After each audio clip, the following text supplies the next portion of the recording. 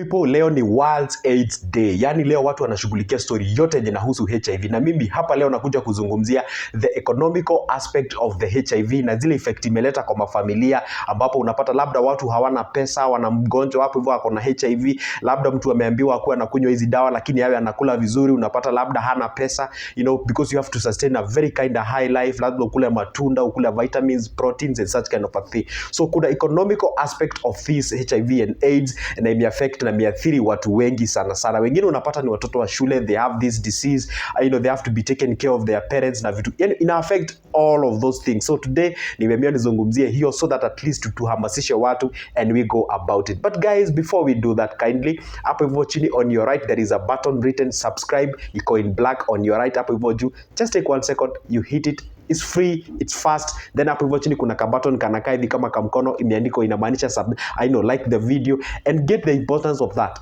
Any moment me upload any video, you get to be notified. Alright, so let's get into today's matter. Alright, so one thing that you're supposed kuelewa ni ati HIV is ni real, AIDS ni real, na watu wako nayo na it is out there. Alright, especially kama jana uliwatch news, uliona walitoa statistics wakasema the HIV prevalence in our country is actually rising in the last decade or the last 10 years, and hiyo pia inaogofia sana. Unapata watu ambao walikufa out of HIV, I don't know, there were 22,000, watu wenye walipata there over 30,000 last year. So that's actually really scares and tells us that this thing is still with us and we are supposed to be very careful. And by the way, tunaishi time yenye ni very hard times, because both economy si poa vile. Unapata labda the diseases, tuko na corona saizi bado haijaienda, ndio hiyo HIV bado haijatuacha, and probably maybe corona will never leave, we still be here with us, ndio hiyo cancer imeanza kutu affect na vitu kama hizo. So a lot of things are affecting our social life. And remember one thing, okay, I know who anazungumzia money and investment na vitu kama hizo, maybe how are they related? Let me tell you one thing, our wealth is our health. You get the point? So if we can lose our health, even if you have any money, you cannot even feel the sweetness of the money. You have to actually have the good health so that at least you can progress in life.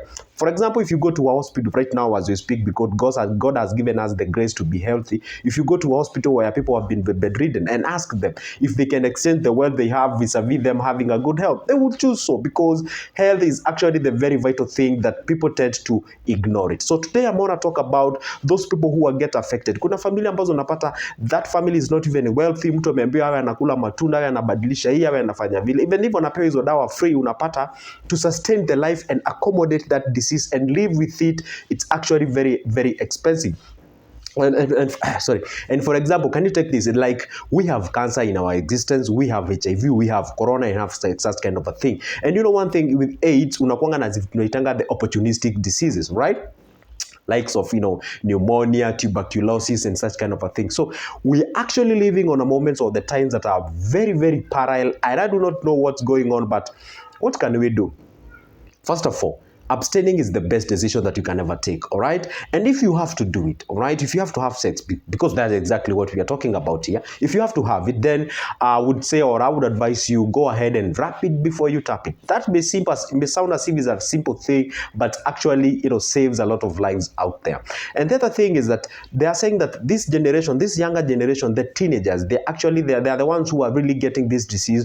The kind of older generation, they are aware of it, they have lived with it for quite a long time, they know it is in existence, so they're taking care of themselves, all right? So but the teenagers, I don't know whether they're arguing from the point of ignorance ama kunena namna gani.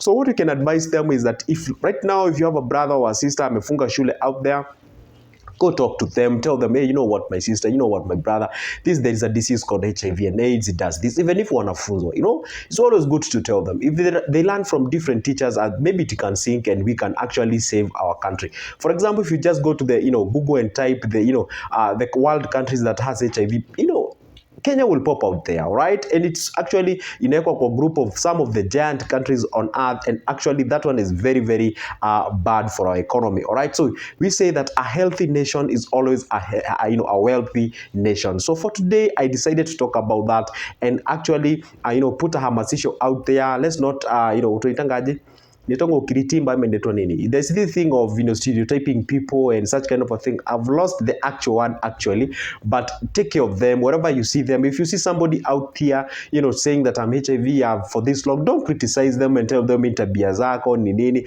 Some of these people, they got this disease out of them not even knowing, all right? So it is good to, some of them it's accident, you know, unapata accident, you get the disease and such kind of a thing. So it's good to love them, appreciate them, all right? And use them as an example. Don't have to use yourself as an example, but you can use them for the experience and also for the relevant information so that we can take care of our generation. All right. So anyway, guys, if you hear or if you've reached this point in this video, I want to say thank you very much. And if you've forgotten to click the subscription button, it's just below on your right. There is a button written subscribe. Just hit it. Hapo chini kuna ya like. Just hit it as well. Comment down below. Tell me what you think. Also, if you're in a position to share this video to millions of people so that at least we can be able to help people's lives out there. All right. I'm still Joseph, talk about money, talk about investment and anything related to that.